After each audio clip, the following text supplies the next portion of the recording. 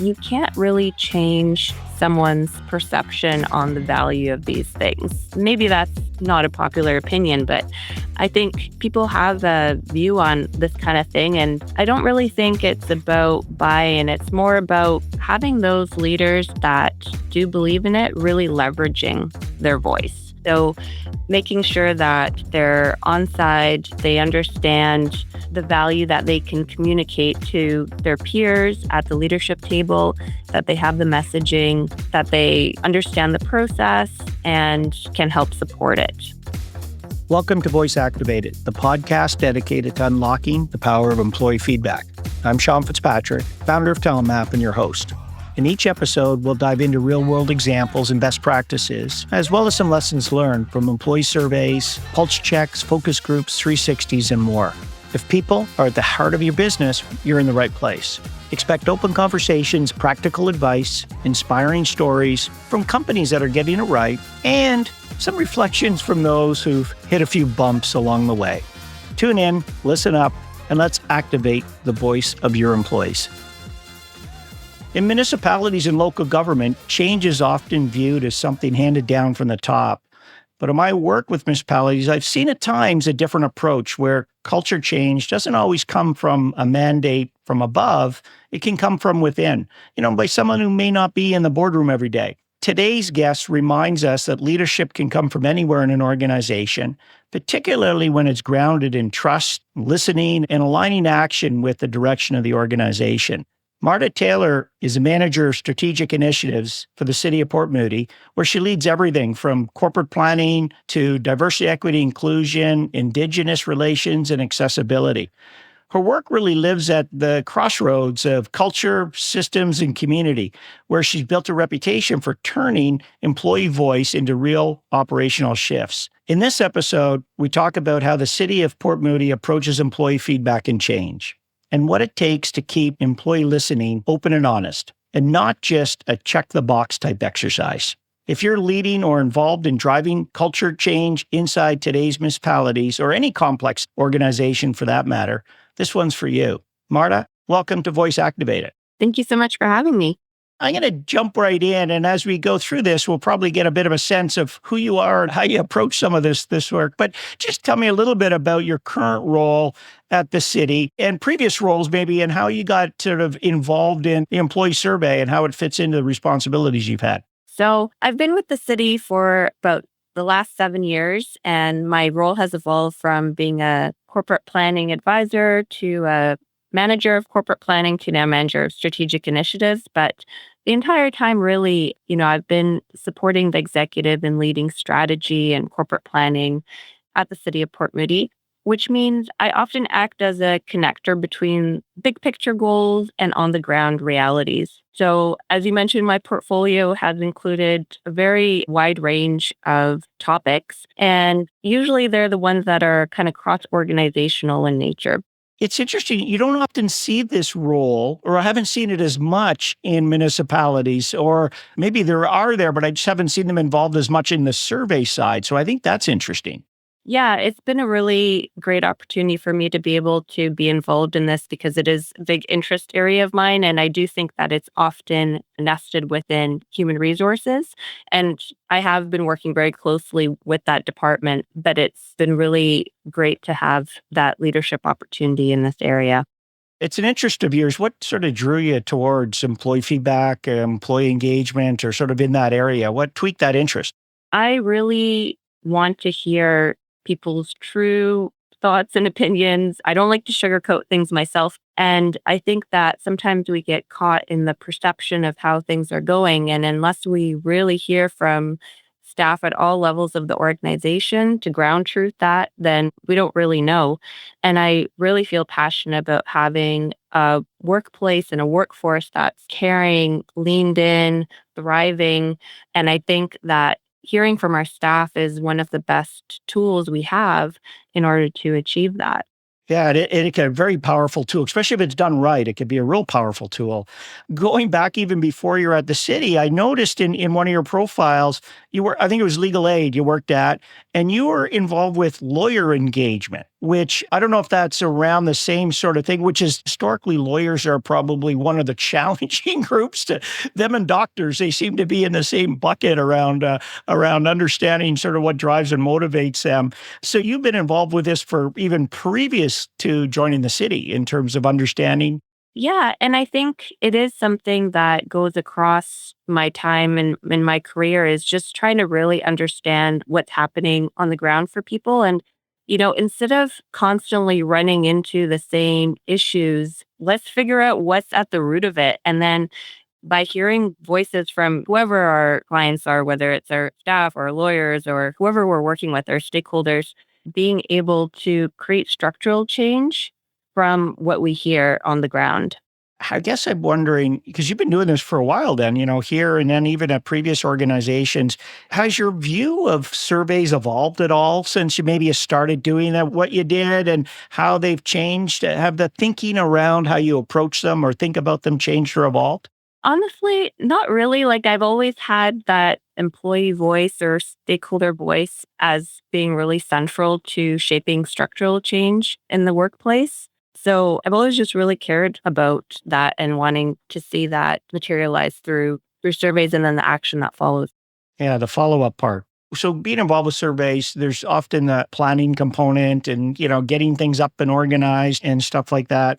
Can you point to a couple of factors early on before you even get into deploying it out that just how you think about the planning stages? What are some key factors you consider or think are important when going through and setting up for feedback? So I think that it's important to consider the timing of the survey, thinking about why you're asking the questions in the survey. What is the intent?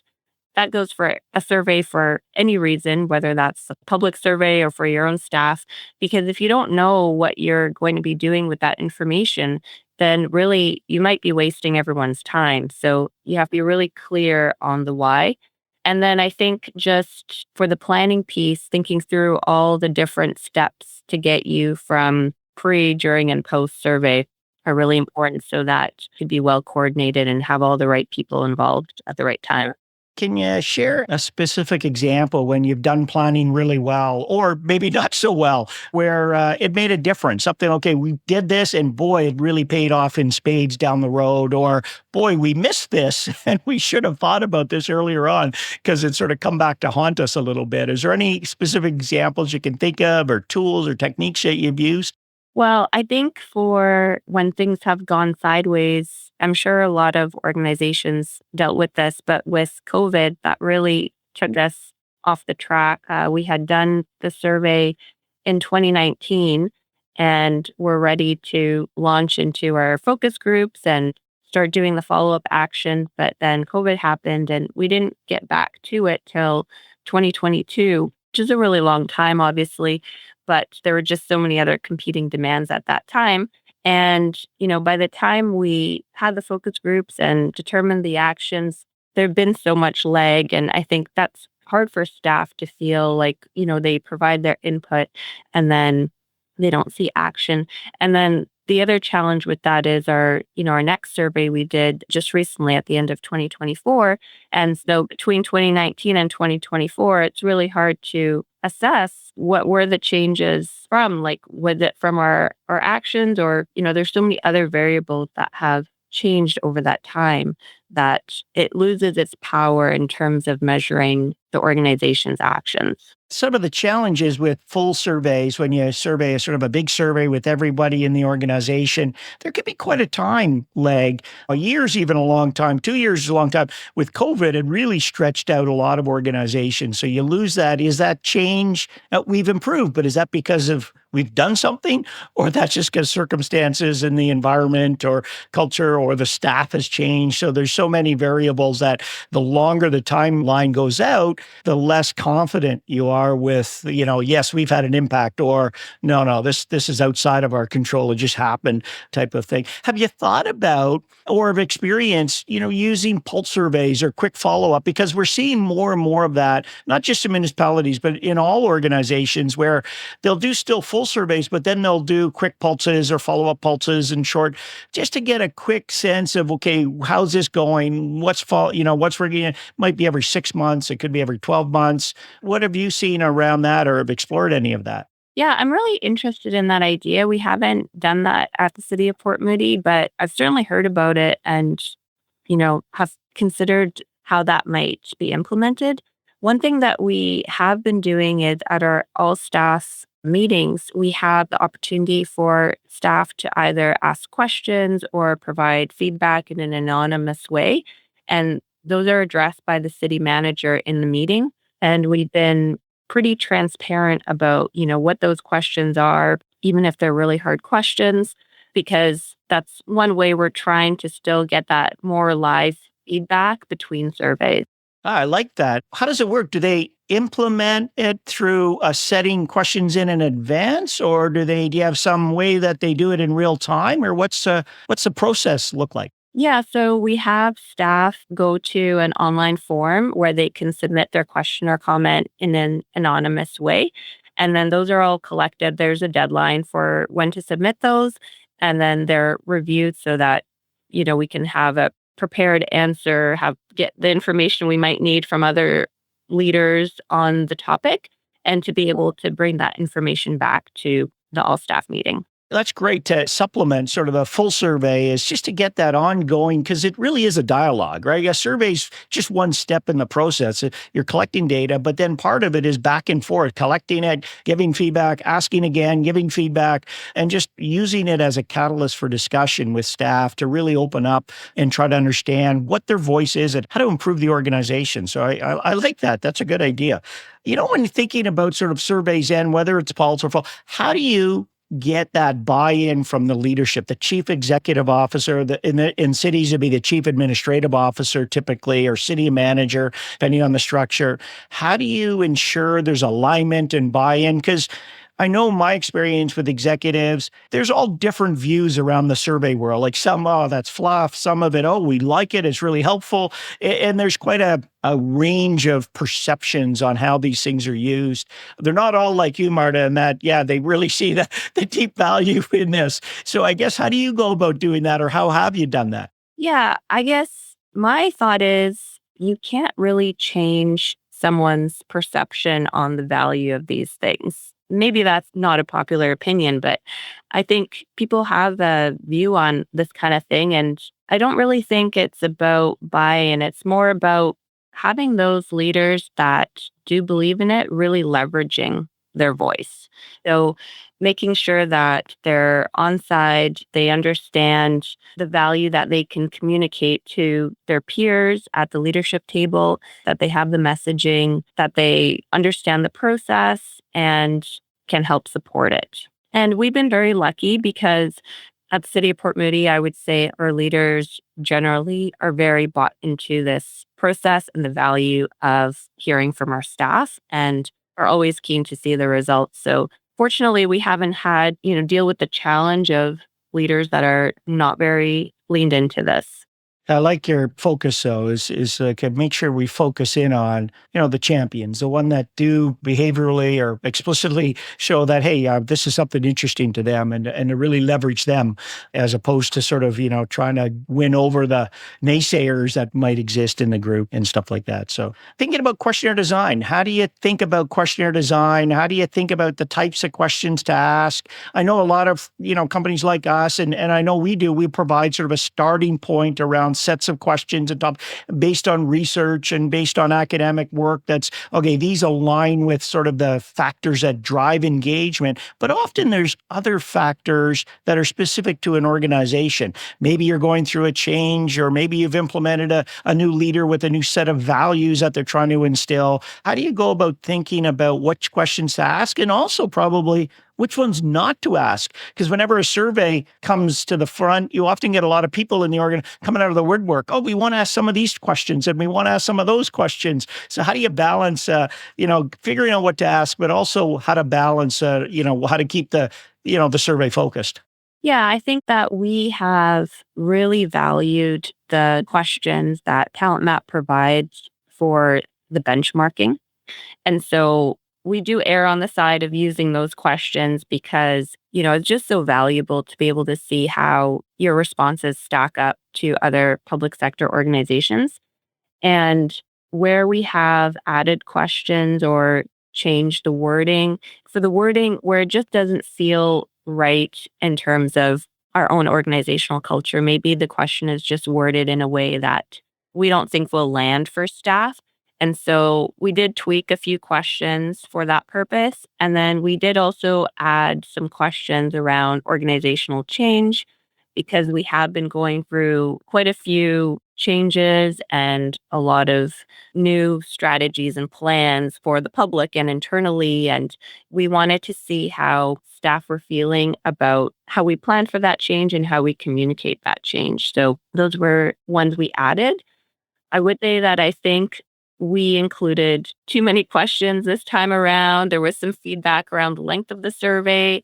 So I think we have to balance our desire to see those benchmarked responses with ensuring that we don't have too lengthy of a survey for our staff. Yeah, survey length, it's an important balance, right? Because you want to ask enough questions that you get a good sense of all of the things that you want to understand. It's like going to a physical at your doctor once a year, and you get all those, you ask all those questions. You think, why are you asking those? That's not my problem. But it's symptoms that often ask. But we've also seen, and we're moving to that too, shorter and shorter surveys where you can use a question to act as a proxy for 2 or 3 other questions that you might see in a longer survey. So yeah, that's sort of consistent with what we're seeing in a lot of municipalities, shorter and shorter survey to a point. You got to balance that information with brevity, but you don't want to be driving survey fatigue where employees are not interested in completing it when it's too long. You talked about benchmarking. It'd be interesting to understand because, leaders are often interested in benchmarks and, okay, how do we stack up and so on. Can you point to any things like decisions or actions or anything you've done because of data in the benchmarking, either how you've prioritized decisions? You don't have to get into the specific of what the city did, but how did you use the benchmarks in your prioritization or in the decision-making process? Well, I would say that the benchmarking really contextualizes the results. So there may be some questions where we looked at our percentages of favorable, unfavorable, and we thought, well, those don't look like the greatest scores. But then we see that it's on par, with other organizations. And so that doesn't mean that we're not going to be working on that, but it does help us really understand the context and see that, well, maybe this is more of a trend across organizations. Maybe there's more at play than just what we're doing specifically as an organization on our own. And so I think it helps us see what the urgency is to dealing with some of those topics, in an area where we scored lower and we're also much below the benchmark. Well, that to me is a bigger red flag that that's something we need to work on than when we're at the benchmark. That's good because you're right. Like there's a couple of things often you see in employee feedback. You've probably seen them over the years. Things like information communication. Employees always want more and different, and that's a real hard nugget to crack because there's top down community, there's bottom up, there's department to department or silo to silo, whatever. That's one. Compensation's another one. We want just pay them more and that'll solve. But it's funny. Often organizations do see what you saw there is our comp scores are they seem low compared to all the other ones. Hey, but the benchmark's low. I guess we're not doing so bad. So we often see that type of thing. And that I like how you use that to sort of help prioritize. Okay, how urgent is this versus, we got to be aware of it. We got to be on top of it and align with it. But maybe it's not number one where we got to really put a lot of effort and energy into it. So using that to compare, I think that's interesting. We talked about all the good things about surveys. Have you ever had a survey initiative or part of a survey that just went sideways and just didn't perform well or just, failed or whatever? And what did you learn from that if you had one of those? And you may not have, I don't know. It's just if you had one, it'd be interesting. Because often we always talk about what's working, but it's also good to know what didn't work and why.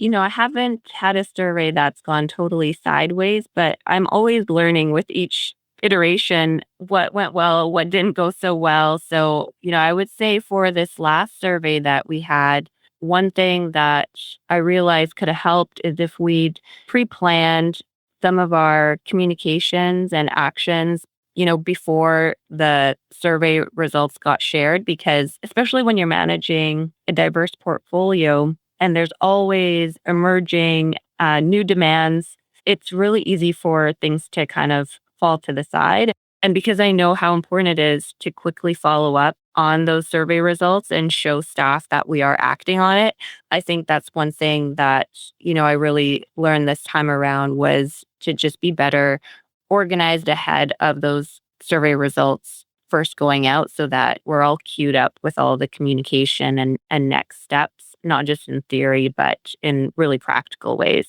Yeah, that's something I think, if I understand you right, we hear from a lot of organizations around closing the loop. So you do a survey, maybe you did the previous one, and you're going out to do another one. And there's a lot of initiatives that happen. Some of it informs a decision that speeds up the decision. Some of it informs a decision to slow down. And it's not always directly, oh, the survey said this, so we did that. Sometimes it is that, but sometimes there's other things at play. And then the survey just sped up that decision because, wow, maybe we should move this along. And we find some they forget to close the loop. It's like, oh, we did all of this because of what we heard last time. So we find that that's something that's a real challenge because you're right. It's the next shiny object for managers and executives. And it's easy to get distracted because you think, okay, that's done. You've been working on it for a while, but bringing it back and making it prevalent or aware to employees about, hey, here's what we did. Here's what's happened. Here's some of the initiatives and actions. That seems to really have a big impact, but it's hard to do. It's not easy. You guys aren't the only ones if that's sort of part of the challenge that you're dealing with. Well, one of the things that we do, because our results from the staff survey are followed up by the focus groups, and then there's recommendations that come out of those. And those really inform our organizational development plan. And so whenever we have any communication around a project or initiative that has a connection to that organizational development plan, we put that branding in the email as a way to remind staff that, we are making progress on all of these different initiatives and helping to make that linkage for them. That's good. Yeah, that connection all the way through. I think that's really good. And it's something organizations, I'd like to see them practice that more in terms of branding some of this process and feedback and then linking it all in. You talked a little bit about focus groups. Maybe tell me a little bit more on how you organize a focus group. Which ones do you get everyone involved? Do you only select a few groups? How do you manage the dynamics in there? And then the other one you talked about is it informs and helps you plan your organizational development plan. Focus groups can be messy, right? You get all kinds of ideas and suggestions. And how do you get that to a point of actually using that in a way that really is tactical and useful to be able to drive effective plans? So last time around with our survey, we had two groups and they each had 6 sessions. So like an intro session, a closing session, and in the middle, there were 4 sessions, each on a driver. And so altogether, there were 10 sessions that we held. What's the average size of a group? I think we had about 15 people. Okay. How long? Is it a 2 hour, an hour, 2.5 hours? We had like the intro and closing sessions were an hour, and then the driver sessions were 2 hours. Okay. And it was comprised of staff at the union level because we really wanted to hear from that group and without having the necessarily any trepidation around sharing with managers in the room. And then for the closing session, we brought back all of what we'd heard throughout and the recommendations and had a list of all of those that were well articulated recommendations summarized from everything that we'd heard. And then we did, a bit of a democracy style process for both groups to identify what they felt were the most important recommendations out of everything that they discussed. And then we brought in our city manager and our GM of corporate services, and the different staff groups within that focus group presented their top recommendations to those leaders. And then the recommendations as a whole, I brought to our executive team, showing the prioritization that the focus groups had done. And they reviewed all of those in detail. And it was also part of a day-long workshop that we had for the executive to investigate, their own ideas around what was needed to improve the organization, where the gaps were, where there were opportunities. And so combined with that employee focus group feedback and the executive's own analysis, there was a marriage of those two to really create our OD plan. That's fantastic. It's a really good structured way of approaching it. And I like the fact that you had an initial opening session, you give them some time, and then you brought the executive team or the chief administrative manager in, because there's always that business lens you got to put onto it. Some of those are, these are great ideas and it's good for the employees, which is important, but you also have to put that other lens on. Okay, how do we make this happen in the business? Is this the right thing for the business too? So getting both of those lenses, I think, is really good. And it sounds like you've got a good structure around how you do these. I wish a lot of organizations would sort of approach it that way, because often I think, surveys it's a start of a dialogue, and this is just the ongoing part of the dialogue. The survey kicks off these types of focused discussions around the key drivers, but this allows you to really then dive in deeper to sort of, the nuances of what comes out of results and what really is important to employees, and to loop it back to them, I think is really good. When's the last time you did one? Was this the more recent one you did around the 2024? So we had our survey in 2024, and I'm organizing our focus groups now for that. Oh, perfect. So you did this one, was the last 23, I guess, or something like that would have been, or 2019? 2022. Okay, when you ran this process. So a very similar process you're going to run. Be interesting to hear how it goes in terms of the outcomes. Yeah. Yeah, and we are tweaking the process this time around. There's pros and cons to every approach. So what I liked about the focus groups that we had last time was that we had continuity of people. You could build on those discussions and have the rapport, but it was a lot of time commitment for people. And I think that it put a bit of a strain on them for their, just their work schedule. And so, yeah, because we're all swamped. We're a small municipality. We're all wearing many hats. So it's a big ask. So this time around, I'm trying a new approach, which is to have still the 4 sessions on each driver, but this time allowing people the opportunity to sign up for one or sign up to, all of them. And that way, if they're really interested in one area, how we measure performance, if they're really keen on that, they can attend that session and that session alone. And that's also less of a commitment for them. And if they're really keen on all of them, then they could do that as well. So we're going to try that out. I think, like I said, there's always pros and cons to every approach.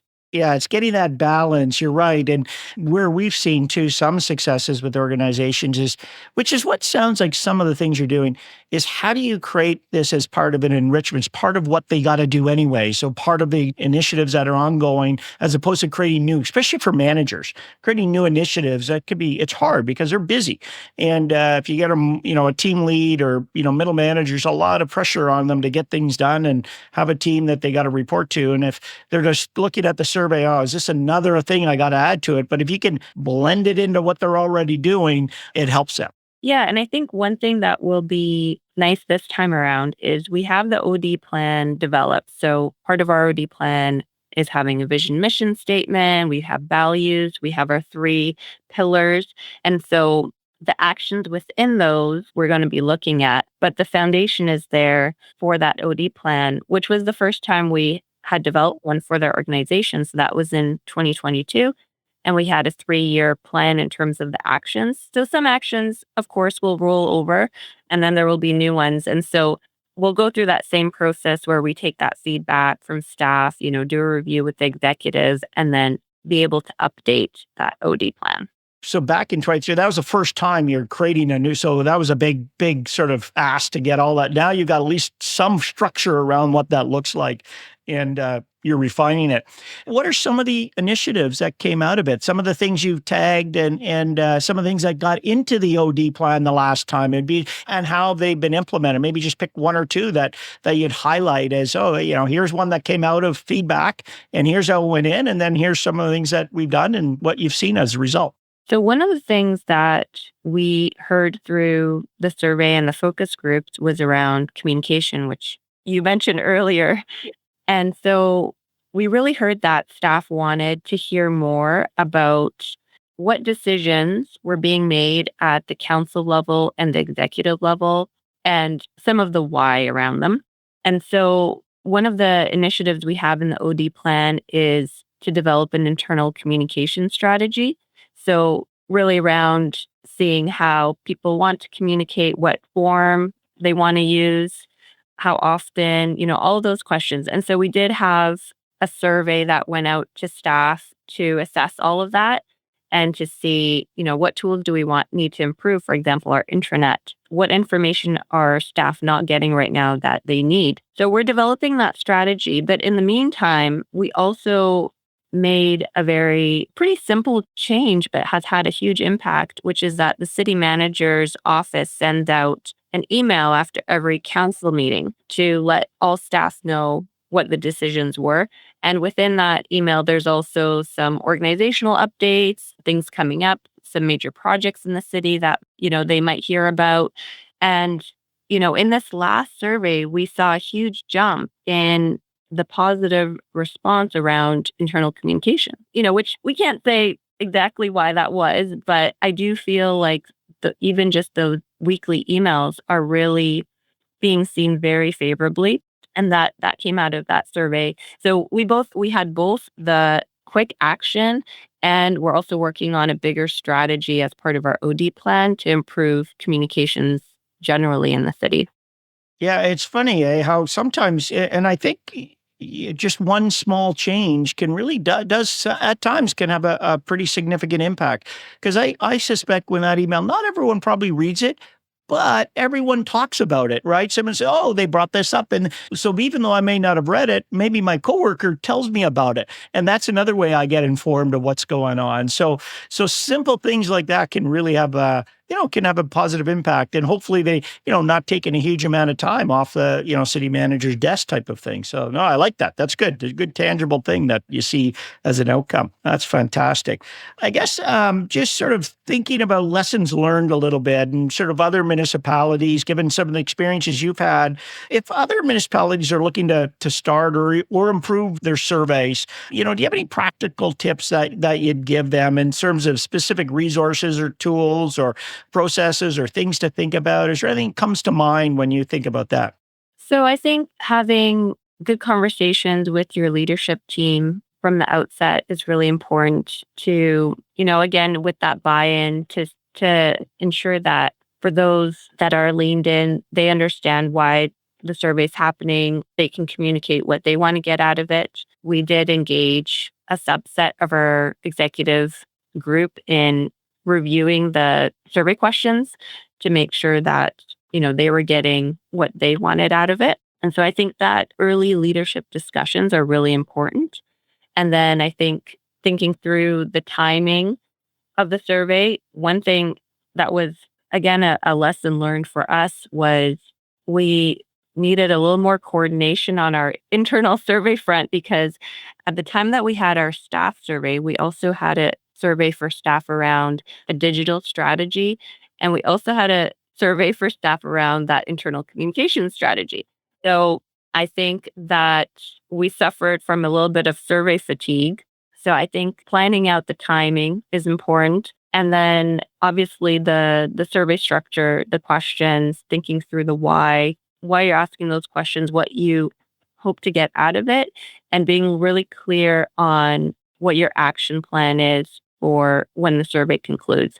Because, that's just the start of the dialogue, the action, the impact. So if you're not prepared to act on those survey results, then you're better off having not asked the questions at all. Yeah, I often align a survey as like a hand grenade in your hand. Once you launch it, it's like pulling the pin. You better do something, or else it's going to hurt you. And so it's good to think about it that way. So I agree with you. You got to be ready to act on the results. Otherwise, don't ask the question in terms of what's out there. One last question I just want to ask, and then we'll wrap up. This has been fantastic to hear sort of some of these insights just around action planning. Here's one thing you talked about. How do you go about tracking it or getting your managers to follow up on it? Or what's the approach or framework? And organizations are all over the map on this one. Some of them just leave it sort of laissez-faire. Any manager could do what they want. Just make sure you share some of the results. To other ones have a very strict process around tracking and initiatives and stuff. How do you guys approach it? So I would say that the bulk of our actions will be in that organizational development plan. And that allows for a really structured way for us to capture what those actions are, who's the lead on it, what the time frame is, all that kind of project reporting information that you need. For the actions that are specific to departments, I've asked the general managers to pick 2 or 3 actions that they want to focus on for their department. Of course, every department is unique and has their own needs. And so the OD plan, that may not hit their biggest pain points. And so that's what I've asked. And the reason, it's only 2 or 3 actions is just to make it a bit more feasible.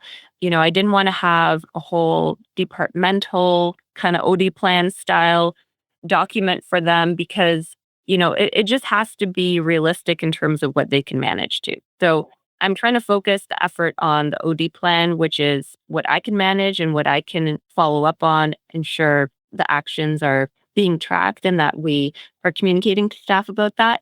And then at the department level, having a couple of actions that hopefully are hitting the biggest areas for them. And then just having kind of ongoing conversations with those GMs about that. Interesting. Okay. Yeah. That's good. I like that. You're giving them that something that for managers at the department level, something that's achievable. Because if you give them too much, they just okay. No, I got to do something else. But balancing that sort of here, just small bites to go along, or baby steps along the way to get them going on some of this stuff, I think is really good. So I really appreciate, Marta, your time on this. And I just want to summarize here's sort of what I heard, a couple of things that I wanted to pull out in terms of summary. One is I asked about how do you get alignment with the leadership team? And I like the fact that you're really focused in on sort of the looking for the champions, the people that are, as opposed to spending time on people that may be on board, maybe not on board, and just trying to find the right people to help move this along. You touched a little bit on benchmarking and how you use that data and how it helps you prioritize some of the initiatives. You might think, oh, we got a low score. But then when you look at the benchmark data, oh, maybe we're not doing so bad because everyone has a low score on that. So it helps you, okay, we're still important, but maybe it's not a priority right away. So I thought that was useful and helpful for others on the listening audience. The focus group work that you did, I thought was quite interesting, especially how you structure it with an opening, you get into the key drivers and a closing, and then really invaluable, pulling in the executives in at the end so they can also put their view and their lens on it and have them present back to the city manager, chief administrative officer. I thought that was a real interesting, and the fact that you're always trying to learn, you're taking that approach, but tweaking it a little bit, trying something different this coming year, actually, as you're probably getting into them fairly soon. So I thought that was really quite good. And then I thought it was good in terms of when I asked you just a little bit about what's one action that you've seen come out of it. And one of them was, there's information, communication, and there's sort of broad initiatives that are going on. But sometimes the simplest actions can have also a really big impact. And you talked about the city manager just setting a weekly update about what happens at the council meeting. What are some of the decisions? We've noticed in a lot of municipalities, that's often a concern is we don't know what's going on because they're not necessarily privy to all of those. So having that email, memo going going out and having the city managers, here's what I picked up at that meeting, I think is really useful and very valuable. Sure, we practice that every municipality should consider doing. So I thought that was good. And then finally, you wrapped up with some real interesting tidbits around the importance of executive buy-in. They make sure you got the leadership team aligned. Timing, you talked about that. That's always an important thing. And particularly, what else is going on in the organization? If there's other initiatives that are going on, how do you tie it into that? Or maybe it's got to be pushed ahead or delayed a little bit so the timing is right and it fits in with sort of the other business context. You talked about the questions, understanding. Don't ask a question if you don't feel you can do something with the results, critical. Sometimes it's, that'd be nice to know. Yeah, it'd be nice to know, but are you going to do anything with it? And if the answer is no, I think that's something that's really, really important. So I think you really cover a lot of really good stuff. And I think it was really helpful to have a sense of what you guys are doing there and how you're approaching it. And it's good to hear your level of interest and involvement and in understanding the voice, the voice of employees. So thank you very much. That was great. I guess one last thing is if listeners want to get a hold of you or ask you additional questions, how do they do that? Are you on LinkedIn or how do they best reach out to you? Yes, you can definitely find me on LinkedIn. Excellent. Well, Marta, thank you very much. Thanks so much. This was a great conversation. Thanks for listening to Voice Activated. If you've heard something that got you thinking, don't keep it to yourself, share it. Talk about it, put it into play. That's how better workplaces get built. When you're ready to move from insight into action, head over to TalentMap.com. You'll find tools, resources, and strategies to help you lead better with clarity, empathy, and impact. And make sure to follow or subscribe so you don't miss any more real conversations with leaders who know that some of the best ideas for change don't come from the top, but from those employees closest to the work.